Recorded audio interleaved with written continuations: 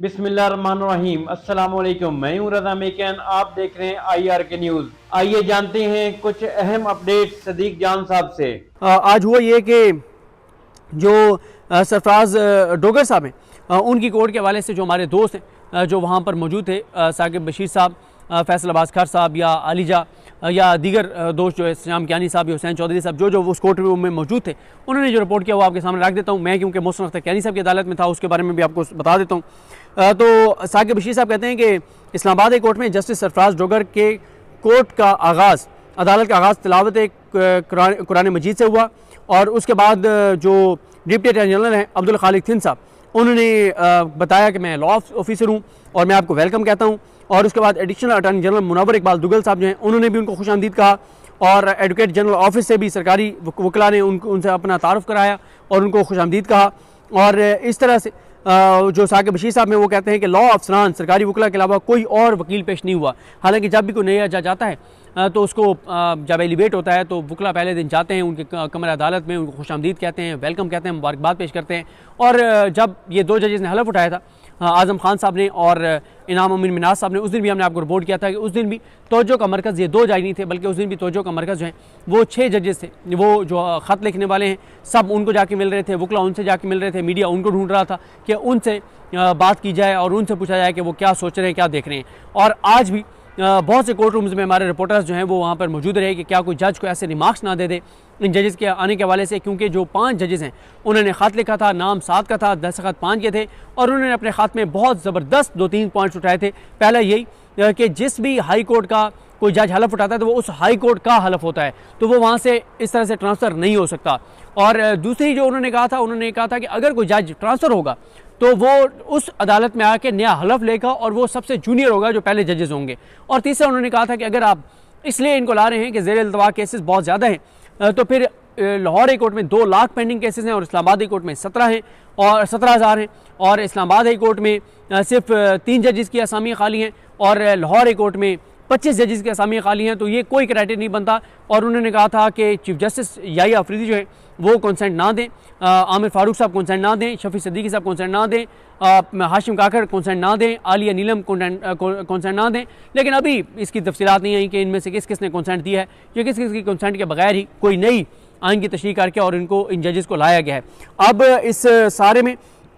जो एक चीज़ मोहसिन अख्तर कियानी साहब की अदालत में हम क्योंकि मौजूद थे, एक तो वकला बहुत से नहीं आए, आज पेश नहीं हुए क्योंकि आज वकला ने एहतजाज यहाँ पे किया है और उन्होंने वकीलों को रोकते रह गए हैं। उन्होंने हड़ताल का ऐलान किया हुआ था, बाइकआउट का ऐलान किया हुआ था और ये तो अब साकिब बशीर साहब के मुताबिक सरफराज डोगर की अदालत में तो कोई वकील पेश हुआ ही नहीं है, प्राइवेट वकील सरकारी पेश हुए हैं। अब सोमरो साहब हैं उनकी अदालत का नहीं पता चला कि कोई प्राइवेट वकील पेश हुआ ही नहीं हुआ, लेकिन अब ये बताया जा रहा है कि कुछ देर बाद कुछ फूलों की टोकरियाँ और गुलदस्ते लेकर और कुछ वकला जाएंगे इन जजेस को मुबारकबाद देने और उसको फिर टीवी चैनल्स पे वो चीज़ें चलेंगी कि जी बड़ा वेलकम कहा गया है। लेकिन जो फैक्चुअल सूरत हाल है वो ये है कि आज इन जजेस को उस तरह से वेलकम बिल्कुल नहीं किया गया जैसे किया जाता है, बल्कि उनके खिलाफ यहाँ पे बहुत सख्त बातें हो रही थी। रियासत अली आज़ाद साहब बहुत सख्त बातें कर रहे थे, जो इनके बारे में अल्फाज थे वो बहुत सख्त थे, वकला के जो अल्फाज थे इनके बारे में बहुत सख्त थे। और आज वकला ने जो है वो यहाँ बाहर प्रोटेस्ट किया, लेकिन मेरा ख्याल है कि ये इसको मैं इतना इफेक्टिव नहीं समझता कि बाइकआउट कोई इफेक्टिव नहीं है। जब तक वकला तहरीक का आगाज़ नहीं होगा तो कोई इससे फ़र्क नहीं पड़ने वाला। और इसी तरह से जो मोहसिन अख्तर कियानी साहब हैं उनकी अदालत में क्योंकि बहुत से वकला पेश नहीं हुए, तो एक जो है वो जो वकील पेश नहीं होते गए वो तो वैसे सिंपली एडजर्न करते गए हैं, समाअत उसकी मुलतवी करते गए हैं बगैर किसी कार्रवाई के। लेकिन एक साइल जो है, एक दरख्वास्त गुजार जो है वो रोशना पर आए, उन्होंने कहा कि जज साहब मेरे वकील साहब आए हुए हैं, लाहौर से आए हुए हैं, लेकिन क्योंकि वकला ने आज हड़ताल का ऐलान किया हुआ है तो इसलिए वो पेश नहीं हुए। तो फिर यही चीज़ मोहसिन अख्तर कियानी साहब ने अपने ऑर्डर में लिखवा दी है कि जो दीगर हाई कोर्ट्स से इस्लामाबाद हाई कोर्ट में जजेस का ट्रांसफ़र किया गया, इसके ऊपर इस्लामाबाद की तंजीमों ने स्ट्राइक कॉल की हुई है, जिसकी वजह से इस साइल का, इस दरख्वास्त गुजार का वकील पेश नहीं हुआ, तो हम उसके इस कहने पर, उसकी ये वजह बताने पर हम इस केस को एडजर्न कर रहे हैं अगली तारीख तक। तो उन्होंने फिर ये कहा भी से कि जो कुछ आपने कहा है वही हम लिखवा रहे हैं, क्योंकि आपको पता ही है कि आजकल मोहसिन अख्तर कियानी साहब जो हैं उनके हवाले से बड़ा बताया जाता है कि याहिया अफरीदी साहब बहुत नालां हैं कि उन्होंने जो तकरीर की 26वीं आईनी तरमीम के हवाले से और जिस तरह के वो रिमार्क्स दे रहे हैं। तो ये है जनाब सूरत हाल। आज सिक्योरिटी बहुत ही ज़्यादा सख्त थी, बहुत ज़्यादा सिक्योरिटी सख्त थी और उसकी वजह यह है कि एक डर था कि कहीं कोई ज़्यादा मामला ना बन जाए, लेकिन वकला को एहतजाज को इतना सक्सेसफुल नहीं था ज़ाहिर है उनका दावा यह है कि हमने बड़ी कामयाब स्ट्राइक करवाई है, लेकिन मैं इसको इतना कोई कामयाब नहीं समझता और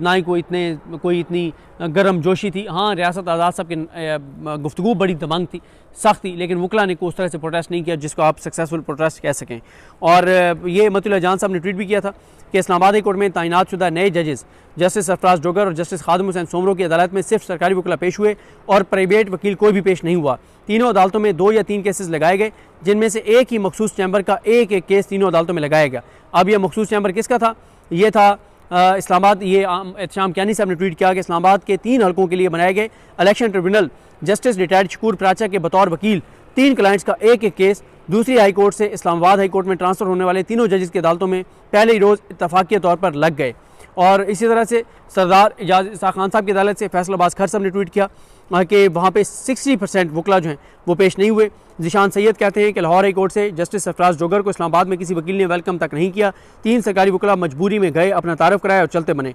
पैराशूट के ज़रिए आओगे तो जवाब यही मिलेगा, ये उनका कहना है। और अगर आप मियाँ गुल साहब को भी देखें तो मियाँ गुल हसन औरंगज़ेब साहब की जो रिपोर्टेड जजमेंट्स हैं वो 409 हैं। इस्लामाबाद हाई कोर्ट में सबसे ज़्यादा रिपोर्टेड जजमेंट्स उनके हैं, लेकिन उनको चीफ जस्टिस अभी तक यही है कि नहीं लगाया जाएगा और सरफराज डोगर साहब को लगाया जाएगा। काफ़ी यहाँ पे हालात टेंस रहे और इसलिए पुलिस बहुत अलर्ट रही और एक ख़दशा था कि एहतजाज जो है वो बहुत सख्त हो सकता है, तो पुलिस अंदर भी बाहर भी, FC भी, पुलिस के आला अफसरान भी, तो ये सारी चीज़ों को कंट्रोल करने के लिए। लेकिन ये आज का इस्लामाबाद हाई कोर्ट का अहवाल है, ये सूरत हाल है। आज हुआ ये कि जो सरफराज डोगर साहब हैं उनकी कोर्ट के हवाले से जो हमारे दोस्त हैं जो वहाँ पर मौजूद थे, साकिब बशीर साहब, फैसल अब्बास खर साहब या आलिजा या दीगर दोस्त जो है इस्लाम कियानी साहब या हुसैन चौधरी साहब जो उस कोर्ट में मौजूद थे, उन्होंने जो रिपोर्ट किया वो आपके सामने रख देता हूँ। मैं क्योंकि मोहसिन अख्तर कियानी साहब की अदालत में था उसके बारे में भी आपको बता देता हूँ। तो साकिब बशीर साहब कहते हैं कि इस्लामाबाद हाई कोर्ट में जस्टिस सरफराज डोगर के कोर्ट का आगाज़, अदालत का आगाज़ तिलावत कुरान मजीद से हुआ और उसके बाद जो डिप्टी अटॉर्नी जनरल हैं अब्दुल खालिक थिन साहब, उन्होंने बताया कि मैं लॉ ऑफिसर हूँ और मैं आपको वेलकम कहता हूँ। और उसके बाद additional attorney general Munawwar Iqbal Duggal साहब जो हैं उन्होंने भी उनको खुशामदीद कहा और एडवोकेट जनरल ऑफिस से भी सरकारी वकला ने उनसे अपना तारुफ कराया और उनको खुशामदीद कहा। और इस तरह से जो साकिब बशीर साहब हैं वो कहते हैं कि लॉ अफसरान सरकारी वकला के अलावा कोई और वकील पेश नहीं हुआ। हालांकि जब भी कोई नया जज आता है तो उसको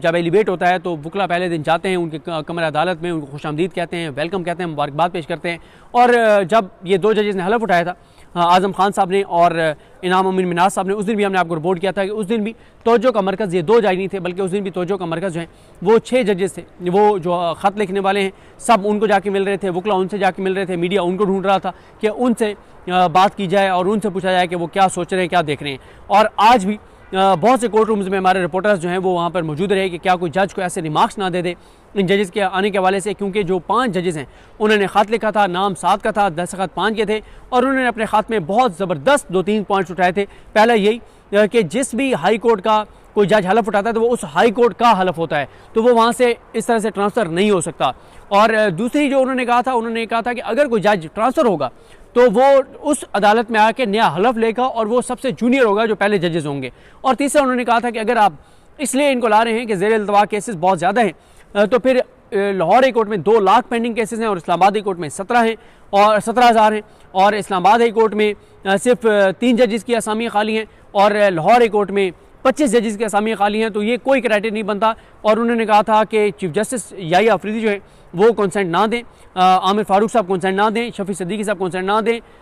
हाशिम काकर कंसेंट ना दें, आलिया नीलम कंसेंट ना दें। लेकिन अभी इसकी तफसीलात नहीं आई कि इनमें से किस किस ने कंसेंट दिया है या किस किस की कंसेंट के बगैर ही कोई नई आइन की तशरीह करके और इन जजेस को लाया गया है। तो नाज़रीन, ये थी आज की अहम अपडेट्स जो आपने जानी सदीक जान की ज़बानी। इसी के साथ अपने मेज़बान रज़ा मेकन को इजाज़त दीजिए। अल्लाह हाफ़िज़। पाकिस्तान जिंदाबाद।